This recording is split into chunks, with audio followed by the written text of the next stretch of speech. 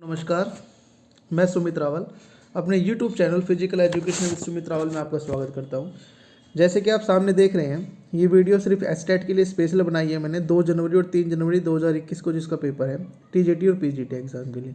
और ये top 30 questions रखे हैं मैंने इस सीरीज़ के अंदर, ठीक है। और इस बार ये जो वीडियो देखते हो आप लास्ट तक बिल्कुल, तो आपको बड़े अच्छे कंसेप्ट क्लियर होंगे। और ये बहुत ही इंपॉर्टेंट क्वेश्चंस हैं जो एग्ज़ाम के अंदर आते रहते हैं। आते क्या रहते हैं, ये मैंने एग्ज़ाम हुआ था उत्तराखंड TGT का, उसके अंदर से कुछ क्वेश्चंस लिए हैं इसके अंदर जो मोस्ट इंपॉर्टेंट्स मुझे लगे, जो एस्टेट के अंदर भी रिपीट हो सकते हैं। क्वेश्चन रिपीट होते ही हैं हर जगह से।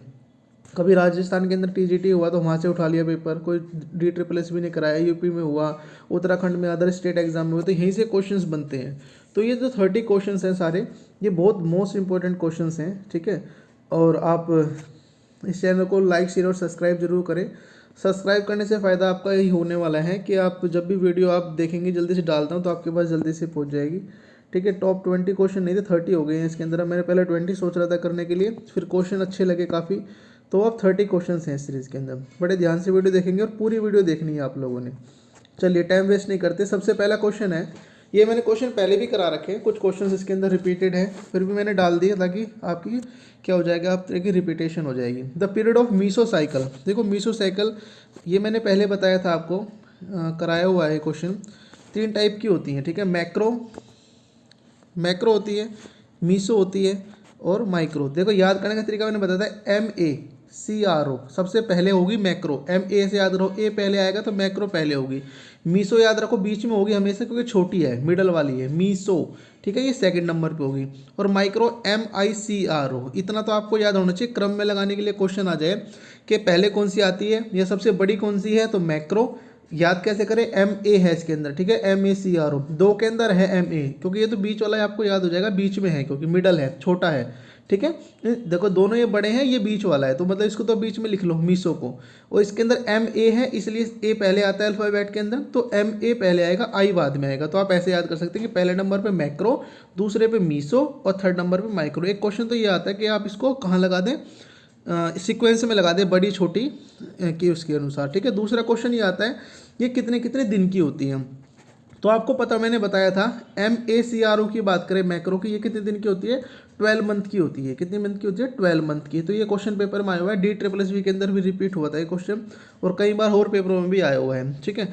यहाँ क्वेश्चन पूछा गया मीसो का, ये उत्तराखंड TGT में क्वेश्चन आए हुए हैं, तो इसका आपको पता होना चाहिए, ये 3 to 6 वीक की होती है। कहाँ की होती है, 3 to 6 वीक। याद रखना, जो मैक्रो होती है वो मंथ में होती है, ठीक है, जो मीसो होती है वीक में होती है, और जो माइक्रो है MICRO वो होती है डेज के अंदर होती है, वो डेज के अंदर होती है। कितनी होती है, 7 to 10 डेज, 7 to 10 डेज। अब तीनों आप लिख लेंगे, मैक्रो 12 मंथ, ठीक है, मीसो 3 to 6 वीक, 3 to 6 वीक, ठीक है, और माइक्रो MICRO 10 to 10 डेज में, तो 7 to 10 डेज के अंदर। ये क्वेश्चन आपका कंप्लीट हुआ है, यहाँ से मैक्रो, मीसो और माइक्रो ये क्वेश्चन आता रहता है, तो आपका एक कंप्लीट होता है 1 नंबर, ठीक है। नेक्स्ट क्वेश्चन की तरफ चलते हैं। देखो ये क्वेश्चन बहुत आ रहे हैं आजकल कि कौन सा टेस्ट किसने दिया, मतलब किसने दिया और कौन सा टेस्ट है ये, फ्लेक्सिबिलिटी के लिए इनमें से कौन सा टेस्ट है, ठीक है। जो मैं सारे याद करा दूंगा, इसके जो इंपॉर्टेंट है, अब देखना ध्यान से देखना। फ्लेक्सिबिलिटी के लिए जो टेस्ट होता है ना मेन, ये टीची टेस्ट होता है, ठीक है, टीची टेस्ट, इसको तो याद करो। एक नोटबुक बनाओ, इन 30 क्वेश्चन को लिखो, ठीक है, क्वेश्चंस को लिखो और आंसर भी लिखो, इसके अंदर आपको बहुत हेल्प होगी इसके अंदर। पहला टीची टेस्ट लिखो, दूसरा टेस्ट होता है फ्लेक्सिबिलिटी जो मोस्ट इंपॉर्टेंट है, जो पेपर में आता है, sit and reach test, sit and reach test, ठीक है, सिट एंड रीच टेस्ट। तीसरा लिखो गोनियोमीटर नापते हैं फ्लेक्सिबिलिटी, तो गोनियोमीटर से क्या नापते हैं, फ्लेक्सिबिलिटी, इसलिए गोनियोमीटर से हम फ्लेक्सिबिलिटी नाप सकते हैं, तीसरा टेस्ट। अगला लिखो फ्लेक्सोमीटर, और चौथा लिखो ब्रिज अप टेस्ट, ठीक है। तीसरा है फ्लेक्सोमीटर, FLEXOMETER फ्लेक्सोमीटर, और bridge BRIDGE bridge up test, ठीक है। ये 5 टेस्ट आप याद कर लो कम से कम फ्लेक्सिबिलिटी के लिए।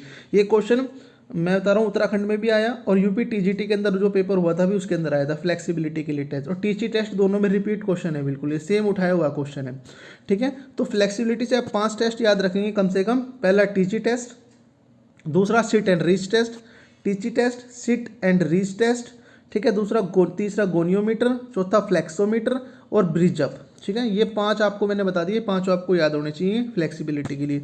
अब क्वेश्चन देखते हैं इसके अंदर और क्या बता सकते हैं। आपको मेडिसिन बोर्ड टेस्ट दे रखा है जैसे ऑप्शन नंबर बी, देखो इसका आंसर तो क्या हुआ, टीची टेस्ट, ऑप्शन नंबर सी सही है। अब रोलर ड्रॉप टेस्ट किस लिए यूज होता है, रोलर ड्रॉप, ये रिएक्शन टाइम को, रोलर ड्रॉप टेस्ट ये रिएक्शन टाइम को नापने के लिए काम आता है। ठीक है, रोलर ड्रॉप टेस्ट किस में काम आता है, रिएक्शन टाइम को नापने के लिए, यही क्वेश्चन आता है रिएक्शन टाइम के लिए हमेशा। ठीक है, रोलर ड्रॉप टेस्ट का सिंपल से पूछ लेंगे, रोलर रिएक्शन टाइम को किससे नापते हैं, तो रोलर ड्रॉप टेस्ट आपने लगाना होगा। तो 1 नंबर ये है, समझ लो आप।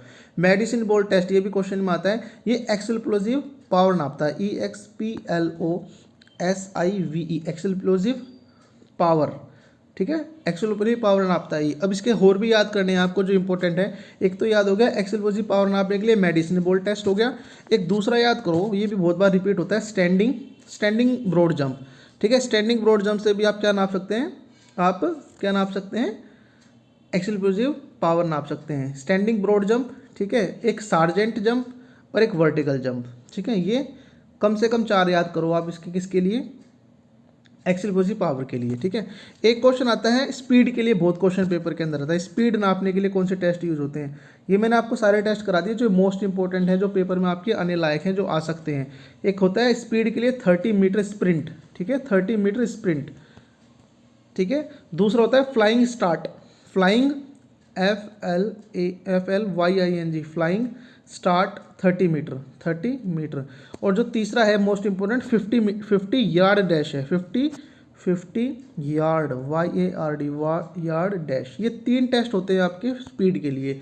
तो यहाँ से क्वेश्चन बिल्कुल कंप्लीट हुआ। आपको रोलर ड्रॉप टेस्ट का पता लग गया, ये क्या नापता है, reaction time. Medicine ball test पता लग गया आपको क्या नापता है, एक्सप्लोजिव पावर नापता है। टीची टेस्ट क्या नापता है कि फ्लेक्सिबिलिटी नापती है। मैंने 3 टेस्ट करा दिए आपको, फ्लेक्सिबिलिटी नापने के लिए, स्पीड नापने के लिए, एक्सप्लोजिव पावर नापने के लिए और एक रिएक्शन टाइम नापने के लिए। तो यहाँ से अब कोई भी क्वेश्चन आएगा तो आपको प्रॉब्लम नहीं होगी। ठीक है, नेक्स्ट चलते हैं। ये क्वेश्चन हमेशा पेपर के अंदर रिपीट होता रहता है, अभी इसको मोस्ट इंपोर्टेंट मान के इसकी डेफिनेशन, ये जो इसकी फुल फॉर्म है इसको याद कर लो कि इसकी जो फुल फॉर्म है American alliance of health physical education recreation dance. Option number A सही रहेगा इसको तो बिल्कुल रट लो अच्छे से आप, ये मिस नहीं होनी चाहिए आपसे ना, हमेशा रिपीट होता रहता है। ये रहेगी इसकी option number A, American alliance physical education recreation और डांस। ये तो रटी हुई है बिल्कुल अच्छे से, आप सबको भी याद होगी। तो ऑप्शन नंबर ए सही रहेगा। और देख लो ऑप्शंस, मैं टाइम वेस्ट नहीं करना चाहता कि सारे ऑप्शन पढ़ूँ फिर आपको बताऊं। तो स्पीड से बिल्कुल आप चलेंगे, इतना टाइम भी नहीं है, एग्जाम बिल्कुल पास है।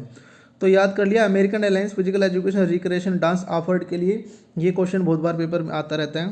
नेक्स्ट है हमारा क्वेश्चन नंबर, चलते हैं हम 4 की तरफ, हार्डवेयर स्टेप टेस्ट। देखो हार्डवेयर स्टेप टेस्ट का ये बहुत बार पेपर में रिपीटेड क्वेश्चन है, हर बार आता रहता है। किसने दिया, ब्रूफ एंड अदर्स ने।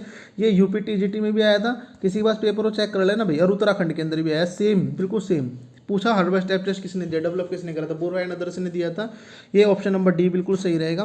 देखो ये आ गया है, स्पीड टेस्ट के लिए दोबारा से क्वेश्चन आ गया, मैंने भी ऊपर कराया जैसे कि आपको। तो मैं आपको याद होना चाहिए कि स्पीड टेस्ट के बारे में बताए थे 3 टेस्ट। पहला था 30 मीटर स्प्रिंट, ठीक है, दूसरा था फ्लाइंग स्टार्ट 30 मीटर, और तीसरा बताया था मैंने 50 यार्ड स्प्रिंट। ठीक है, 100 मीटर मत मार देना, 80 मीटर मत मार देना। ठीक है, 50, ये 3 ही टेस्ट होते हैं स्पीड डेवलप करने के लिए, स्पीड को नापने के लिए। ठीक है ना, 30 मीटर स्प्रिंट, ठीक है, 30 मीटर फ्लाइंग स्टार्ट 30 मीटर और 50 मीटर यार्ड। ठीक है, ये हो गया क्वेश्चन नंबर 5 कंप्लीट आपका। क्वेश्चन नंबर 6 की तरफ चलते हैं। Explosive plyometric training is used for develop. जो प्लोमेट्रिक ट्रेनिंग होती है, आपको पता है कि क्या होता है, बॉक्स होता है, ये बॉक्स हो गया, उसके ऊपर चढ़ते हैं, ठीक है, और उतरते हैं। तो ये क्या चीज़ नापने के लिए हेल्प करती है, ठीक है, आपको पता होना चाहिए। प्लोमेट्रिक क्या करने के लिए हेल्प करता है, हमारा एक्सप्लोजिव स्ट्रेंथ नापने के लिए। ये इतनी बार क्वेश्चन रिपीट हुआ, आपको क्या बताऊँ मैं, ये DSSS में भी है और उत्तराखंड के अंदर तो ये आया हुआ है। ठीक है, तो ये क्वेश्चन आप रिपीट हो चुका है बहुत बार, तो आपको रन याद होना चाहिए। प्लोमेट्रिक ट्रेनिंग क्या यूज़ करती है, हमारी एक्सप्लोजिव स्ट्रेंथ नापने के लिए हमारी हेल्प करती है। क्वेश्चन नंबर 7 की बात करें, the in which year ancient Olympic games were been. ये क्वेश्चन बहुत बार रिपीट हो रखा है, पूछ लेते स्टार्ट कब हुए थे प्राचीन, तो 76 BC। ठीक है, 76 BC के अंदर। और बैन कब हुए, मतलब कि कब बैन हो गए थे, ये 394 AD के अंदर हो गए थे, सबको पता है। थोड़े सिंह प्रथम थे, उन्होंने बैन कर दिए थे ये। तो इंपॉर्टेंट, मतलब इंपॉर्टेंट क्या, बहुत नॉर्मल क्वेश्चन है फिजिकल एजुकेशन के अंदर, सबको पता होगा। पर ऐसे क्वेश्चन ही पेपर के अंदर आते हैं। ये उत्तराखंड का पेपर मैं आपको करा रहा हूँ, ठीक है, इसके अंदर ये क्वेश्चन आया हुआ है ये। तो कोई ये ना समझे कि ये बड़ा आसान आसान से क्वेश्चन करा रहे हैं, हर एक क्वेश्चन एक नंबर है। और नेगेटिव मार्किंग थी उत्तराखंड के अंदर, तो क्वेश्चन गलत होने 0.25 भी, पर एस्टेट के अंदर ऐसा नहीं है। तो हर आपको सारे क्वेश्चन अटेंड करके आने हैं, ठीक है ना, सारे क्वेश्चन आप अटेंड कर सकते हैं, कोई नेगेटिव मार्किंग नहीं है, सबको पता है। 90 मार्क्स आपको चाहिए पास होने के लिए, को ओबीसी हो या फिर ओबीसी या जनरल कैटेगरी हो, और SC ST के लिए 82, ठीक है। तो आपसे ये सब चीज़ें पता हैं आपको। अब अगला क्वेश्चन करते हैं, क्वेश्चन नंबर 8 की बात करें। In Olympic motto in meaning the fortius, मैंने बताया था सिटीज, एल्टिस और फोर्टिस, ठीक है, ये आपको बता रखा है मैंने, हेनरी डिडॉन ने 1924 में दिया था। तो पूछा क्या है फोर्टिस के बारे में, तो फोर्टिस मैंने याद करा था, F से याद कर लो, फोर्सफुली, फोर्स रहेगी मतलब आगे, फोर्स होगी तो वो क्या होगा, स्ट्रॉन्गर आदमी होगा। सिटीज, एल्टिस, फोर्टिस, ठीक है, हायर, फास्टर और स्ट्रॉन्गर होता है, तो इसका आंसर क्या होगा, स्ट्रॉन्गर आपका। तो ये क्वेश्चन भी पेपर में आता रहता है। विच of the following is not a law of learning, मैंने इसका तरीका बताया था याद करने का आपको, फिर नहीं बताया तो याद कर लो। देखो आदमी पहले क्या करेगा, एक्सरसाइज करेगा, जब एक्सरसाइज करेंगे तो क्या होगा, कुछ ना कुछ उसको क्या होगा, इफेक्ट पड़ेगा, और इफेक्ट पड़ने से क्या होगा, वो काम करने के लिए रेडी हो जाएगा, ठीक है। ऐसे आप याद कर सकते हैं इसको। तो इसमें कौन सा नहीं होगा ये पूछा है, कौन सा नहीं होगा, तो आप ऑप्शन नंबर सी बिल्कुल आराम से लगा लेंगे, रिएक्शन नहीं होगा, लॉ ऑफ रिएक्शन नहीं होगा, ठीक है। तो ऑप्शन नंबर सी सही रहेगा। देखो मैं दोबारा बताता हूँ, एक्सरसाइज, लॉ एक्सरसाइज करने से क्या होगा, इफेक्ट पड़ेगा बॉडी पे, इफेक्ट पड़ने से क्या होगा, आदमी काम करने के लिए रेडी हो जाएगा। तो आप ऐसे याद कर सकते हैं बड़ा इजी तरीके से। क्वेश्चन नंबर 10 की बात करें, क्वेश्चन नंबर 10 है हमारा, एंडोमॉर्फिक करेक्टरिस्टिक्स बाय, मतलब एंडोमॉर्फिक किसकी करेक्टरिस्टिक है, आपको पता है, ये शेल्डर ने दिए थे, शेल्डर ने दिए थे। एक्टोमॉर्फी, ये भी मैंने याद कराया हुआ है आपको। एक्टोमॉर्फी क्या होते हैं, ECTRO, एक्टोमॉर्फी, मीसोमॉर्फी और एंडोमॉर्फी। एंडो मतलब मैंने बताया था मोटा हो गया आदमी, एंड मतलब मोटा हो गया, खत्म है भाई तू, तो मोटा मोटा हो गया तू। मोटे के बाद ऐसे याद करो, एंड में है बिल्कुल, एंड मतलब खत्म आदमी है तू, मतलब खत्म, मतलब सॉरी कोई मोटा होता है ऐसे मत समझना। एंड मतलब एक तरीके से याद रखो, एंड हो गया इसका, खत्म हो गया, मोटा आदमी है। एंडो मतलब मोटा, मीसो मतलब मिडल वाला, M से याद रखो मिडल, मतलब कि एथलीट बॉडी होगी इसकी, ठीक है, ये सारे काम कर सकता है। और एक्टो का मतलब हो गया पतला दुबला पतला आदमी, ठीक है, लंबी उसकी क्या होती है, गर्दन होती है, लंबा होता है ये आदमी, ठीक है, ये एक्टोमॉर्फी होता है, ठीक है। एक्टोमॉर्फी, मीसोमॉर्फी, एंडोमॉर्फी किसने दिए थे, शेल्डर ने दिए थे, ठीक है। ये तीनों आपको याद होने चाहिए, हर बार पेपर के अंदर आता रहता है। DSSB के अंदर 90/17 के अंदर भी आया था, और UP TGT के अंदर भी आया हुआ है क्वेश्चन ही, और उत्तराखंड के अंदर तो देख ही रहे हो आप। थ्योरी ऑफ इनसाइड लर्निंग की बात करें, देखो ये इनसाइड लर्निंग आपके स्टेट के अंदर भी रिपीट क्वेश्चन है। मैंने इसके अंदर आया था क्या, गेस्टोल्डवादी थे जिन्होंने ये थ्योरी दी थी, गेस्ट्रिपेंजी वाली, सुल्तान नाम था उसका। तो इन गेस्टोल्डवादी का नाम था वर्दी मिलर, कोलर, कोफा, ठीक है। तो ऑप्शन देखेंगे आप क्या है, देखो वर्दी मिलर नहीं है, कोलर है इसके अंदर, ठीक है। कोलर नहीं होता तो कोफा होता, क्या कोफा भी नहीं होता तो गेस्टोल्डवादी होते, इन सबको गेस्टोल्डवादी कहा गया है। तो ये आपको पता होना चाहिए। क्वेश्चन नंबर 11 का ऑप्शन नंबर सी सही रहेगा। चलते हैं क्वेश्चन नंबर 12 की तरफ। ये क्वेश्चन बहुत हेल्प करेंगे आपको, पूरी वीडियो देखनी है आपने। How many matches will be played in the single league, देखो सिंगल लीग और डबल लीग से क्वेश्चन हमेशा पेपर में आ रहा है। ये उत्तराखंड में भी आया, यूपी में भी आया, और पिछली बार शायद ये स्टेट में भी आया हुआ था। N(n-1), ठीक है, अपॉन में 2। N क्या है, नंबर ऑफ द मैच 8, और N दोबारा से, तो 8 में से गया 7, अपॉन में 2, 8 7 56, 56 को भाग करेंगे 2 से तो क्या आएगा, 28 आएगा, ठीक है। ये फॉर्मूला याद कर लो, ये किसका है, सिंगल लीग का। और डबल लीग पूछ ले तो इसमें 2 हटा दो, ठीक है, तो N(n-1) हो जाएगा। तो मतलब कि डबल मैच हो जाएंगे, सिंगल लीग के अंदर आधे हो जाते हैं, डबल लीग के अंदर डबल हो जाएंगे। तो सिंगल लीग का मैंने बता दिया आपको, N(n-1) ये हो गया, और अपॉन में 2 ये सिंगल लीग का। डबल लीग का पूछे तो 2 हटा दो, ठीक है। तो फिर डबल लीग में पूछ लेते तो क्या हो जाता है इसका आंसर, 8 और 8 में 7 के 56, मतलब 56 हो जाता डबल लीग में। सिंगल लीग में कितना हो गया, 28 हो गया, आधा हो गया इसका। ये क्वेश्चन समझ कर लो, ये आपका फॉर्मूला ही पूछ सकते हैं आपसे, ठीक है। ये पूछ सकते हैं कितने टाइप के टूर्नामेंट होते हैं, तो 4 टाइप के टूर्नामेंट होते हैं, आपको याद होना चाहिए। कौन कौन से होते हैं, कौन कौन से होते हैं 4 टाइप के। पहला होता है नॉकआउट टूर्नामेंट, दूसरा होता है नॉकआउट हो गया, लीग हो गया, कॉम्बिनेशन टूर्नामेंट, चौथा हो गया चैलेंजिंग टूर्नामेंट। नॉकआउट भी 2 होते हैं, single league, double league, league भी 2 होते हैं, single league, double league. Combination कितने होते हैं, 4 टाइप के होते हैं, ठीक है। नॉकआउट देख लेना, नॉकआउट कम नॉकआउट, नॉकआउट कम लीग, लीग कम नॉकआउट, ये होते हैं सारे के सारे। ये क्वेश्चन आपको मैंने करा रखा है पहले। क्वेश्चन नंबर 13 की बात करते हैं भाई। ये देखो मैंने क्वेश्चन कराया था, पेपर में आ गया बिल्कुल। Volume of air remaining in the lungs the end of the maximum expression, मतलब कि क्या पूछ रहा है, volume of air remaining in the lungs at the end of maximum expression, बाहर छोड़ने के बाद जो बचती है हमारे हार्ट मतलब लंग्स के अंदर जो, उसको क्या बोलते हैं, हम बोलते हैं रेजिडुअल वॉल्यूम बोलते हैं। टाइडल वॉल्यूम किसे बोलते हैं, amount of air inhaled the exhaled in one breath, मतलब जो हम सिंपल जो ऑक्सीजन लेते हैं छोड़ते हैं उसको टाइडल वॉल्यूम बोलते हैं। और इंस्पिरेटरी रिजर्व वॉल्यूम किसे बोलते हैं, amount of air that can be inhaled with the maximum effort, हम इनहेल्ड करते हैं मतलब कि, तो उसको क्या बोलते हैं हम, इंस्पिरेटरी रिजर्व वॉल्यूम बोलते हैं। ठीक है, कि क्वेश्चन मैं पहले करा चुका हूँ आपको, यही पेपर में आए हुए हैं देख लो, और एस्टेट में भी ऐसे ही आपको देखने को मिलेगा। जब क्वेश्चन डिस्कस करेंगे आंसर तो आप कहोगे सर आपने जो कहा वही पेपर में आया। क्वेश्चन नंबर 14 की बात करें, each gram of fat supplies how many calorie in the body. तो आपको पता होना चाहिए, तो सबसे ज़्यादा हमारे कौन में फैट देता है, क्या देता है, एनर्जी देता है 9.1 kcal। जो प्रोटीन का पूछ ले तो 4, और कार्बोहाइड्रेट का पूछ ले तो 4 kcal देते हैं। ठीक है, तो ये तीनों क्वेश्चन पेपर में आते रहते हैं, कभी कोई सा कभी कोई सा कभी कोई सा। विच of the following is ball and socket, ये मैंने सॉकेट वाले करा रखे हैं क्वेश्चन सारे आपको जॉइंट्स के। तो बॉल एंड सॉकेट जॉइंट कहाँ पे होता है, तो आपको पता है कहाँ पर होता है, ये शोल्डर के अंदर होता है। बॉल एंड सॉकेट जॉइंट कहाँ पर होता है, शोल्डर के अंदर होता है। और वृष्ट के अंदर कौन सा होता है, कॉन्डिलाइट जॉइंट होता है। नी के अंदर होता है कौन सा, हिंग जॉइंट होता है। और एल्बो के अंदर आप मुझे बताओगे कौन सा होता है। ठीक है, कौन सा जॉइंट होता है एल्बो के अंदर, कमेंट करके बताना। क्वेश्चन नंबर 16 की तरफ चलते हैं हम।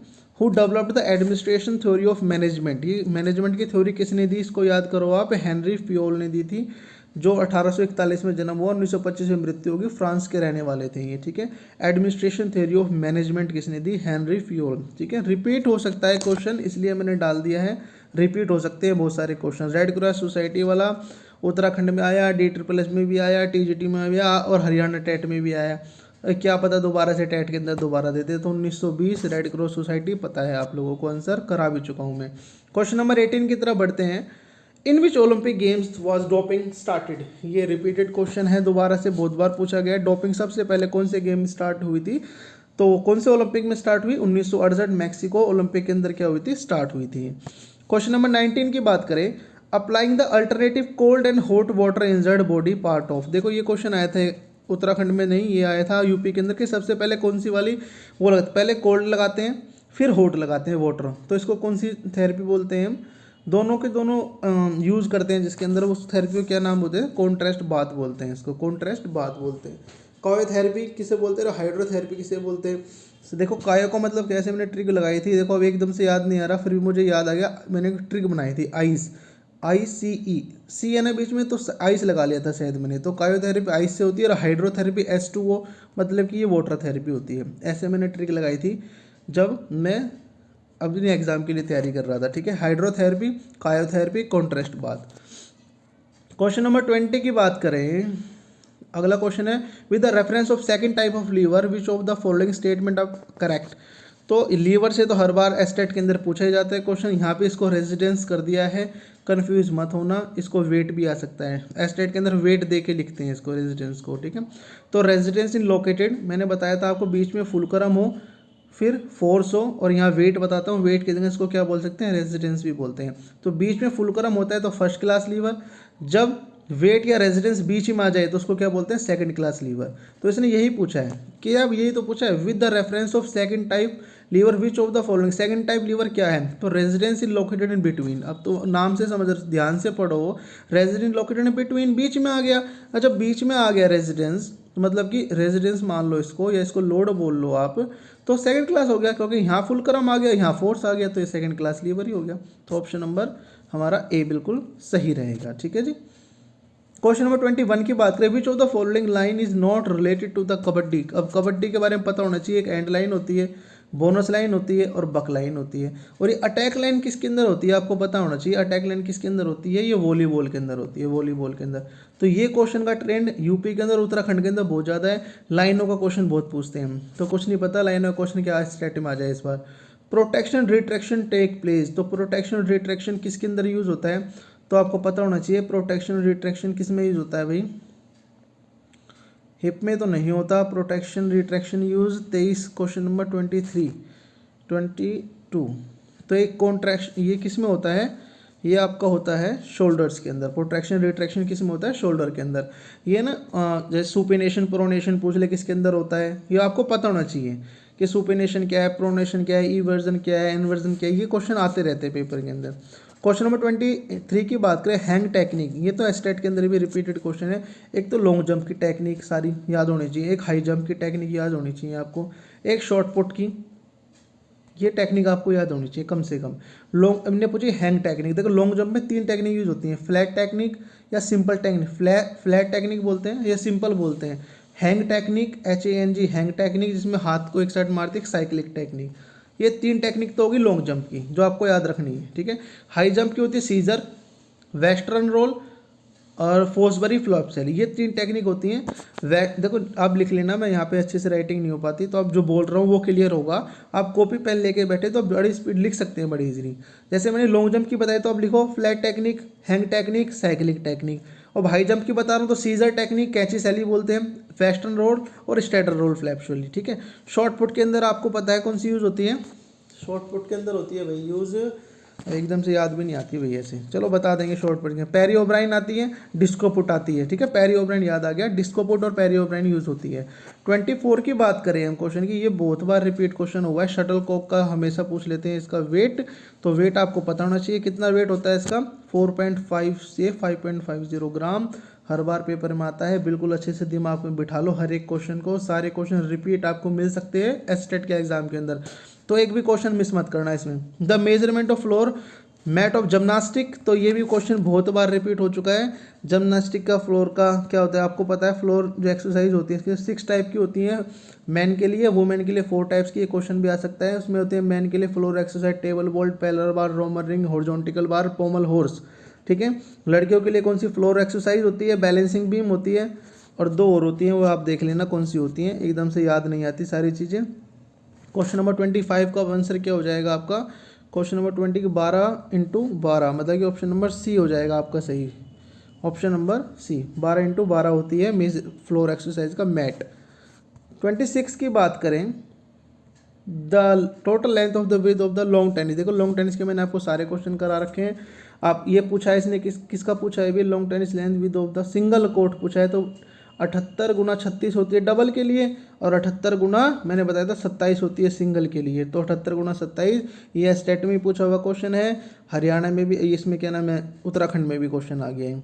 अभी ये ऑस्ट्रेलिया ओपन किसने जीता, ये ट्रिक मैंने दे रखी है, आप जाके इसको चेक कर ले। ऑस्ट्रेलिया ओपन किसने जीता, फ्रेंच ओपन किसने जीता, विंबलडन तो हुआ ही नहीं था, US ओपन किसने जीता, कैसे सीक्वेंस में लगाएं, ये तो मैंने सारे क्वेश्चन करा रखे हैं, आप जाके प्ले लिस्ट में चेक कर सकते हैं या वीडियो में जाके चेक कर सकते हैं सारे question. Which of the following lines is related to the volleyball, question number 27 की बात करें, कौन सी लाइन वॉलीबॉल से रिलेटेड है, ये क्वेश्चन पूछा गया है। तो मैंने बताया था अटैक लाइन 3 मीटर पर होती है अटैक लाइन, तो ये क्वेश्चन बिल्कुल सही रहेगा। बोनस लाइन, बक लाइन आपको पता है कबड्डी के अंदर होती है, अभी क्वेश्चन पहले हम कर चुके हैं। क्वेश्चन नंबर 28 की बात करें, in how many group divide the Spencer divide the personality, देखो मैंने बताया था ये सारे की सारी पर्सनैलिटी जिसने दी आपको याद होनी चाहिए। स्पेंसर ने आपको पता है 3 दी थी, 6 दी थी, सॉरी 6 स्पेंसर ने दी थी। कौन कौन सी दी थी, एकदम सब याद नहीं आएंगी कौन कौन सी दी थी। स्पेंसर ने दी थी, क्या आदमी, अब नहीं आएंगी याद, जब टाइम पे कुछ याद नहीं आएगा। देखो इसके अंदर आपने शेल्डन की याद रखनी है, एक्टोमॉर्फी, मिसोमॉर्फी, एंडोमॉर्फी, क्रिस्टी मेचर की याद रखनी है, ठीक है, और इनकी स्पेंसर की याद रखनी है, और जंक ने दी थी अंत्यमुखी, बाह्यमुखी, उभयमुखी, ये याद रखनी है। तो इसके अंदर 6 हैं, अभी याद नहीं आ रही, कोई बात नहीं, आपको याद होगी तो कमेंट करके आप ज़रूर कमेंट करें।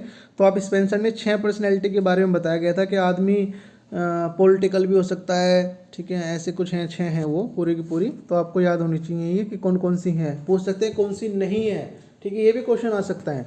तो how many periods come under the periodisation, ये है ना, कमेंट में लिख देना आप, आपको ना याद हो तो मैं कमेंट में डाल दूंगा अपने आप जब याद आएगी।